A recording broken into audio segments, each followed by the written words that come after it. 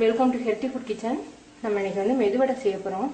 அதுக்கு உளுந்தை வந்து நான் 1.5 மணி நேரம் ஊற வச்சு வச்சுருக்கேன். ஒரு பச்சை மிளகாய் போட்டிருக்கேன் அரைக்கிறதுக்கு. அதோட ஒரு 10 அல்லது 15 மிளகு போட்டுக்கோங்க. உங்களுக்கு வந்து உரப்பு அதிகமாக வேணும்னா மிளகோ பச்சை மிளகாயோ நீங்கள் கூட்டி போட்டுக்கோங்க. இது அரைச்ச பிறகு நம்ம போடுறதுக்கு சின்ன வெங்காயம் வந்து குழந்தைங்களுக்கு பிடிக்காதுன்னா நீங்கள் வந்து போட தேவையில்லை.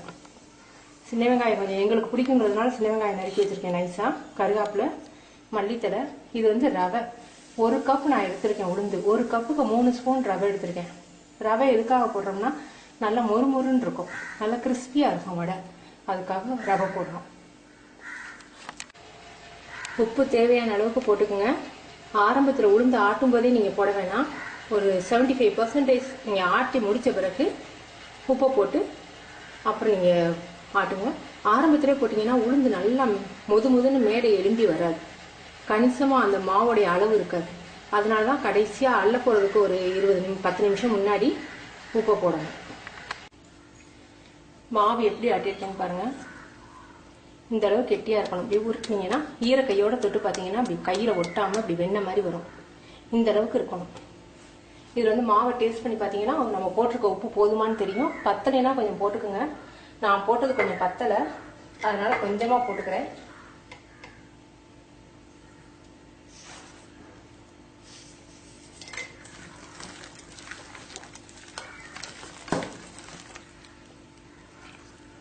இதில் இப்போ ரவை போடுறேன்.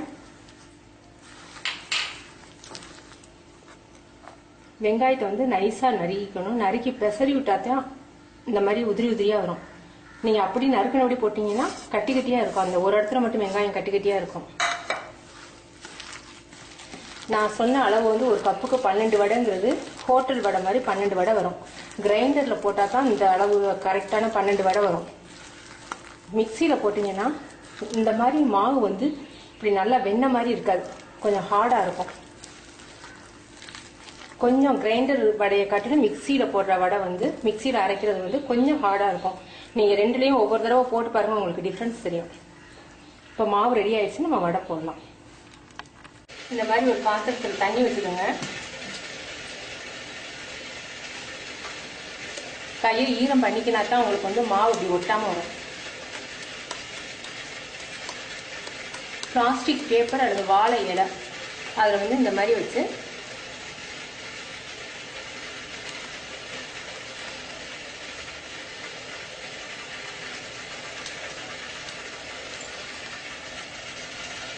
ஆயில் வந்து நல்லா காயணும்.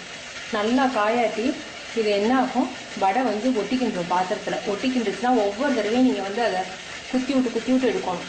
வடை போட்ட உடனே நல்லா புஷ்ஷுன்னு எலும்பி வரணும். அப்போ தான் வந்து உங்களுக்கு வந்து நல்லா காஞ்சிச்சு எடுக்க வரும்னு அர்த்தம்.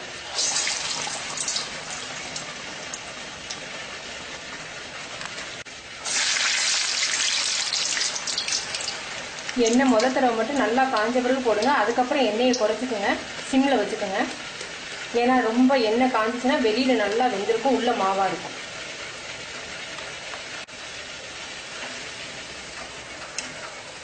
வடையை 2 பக்கம் மாற்றி திருப்பி விட்டுக்கோங்க. வடை எண்ணெயை குடிக்குதுன்னா அதுக்கு காரணம் வந்து மாவு தண்ணியாக இருந்துச்சுன்னா எண்ணெயை குடிக்கும். அப்படி தண்ணியாக இருந்துச்சுன்னா ரவையை வந்து இன்னும் 2 ஸ்பூன் கூட போட்டுக்கோங்க. ரவை போடுறதுனால ஒன்றும் வடை ஹார்டாக ஆகாது, நல்லா கிறிஸ்பியாக நல்லா இருக்கும்.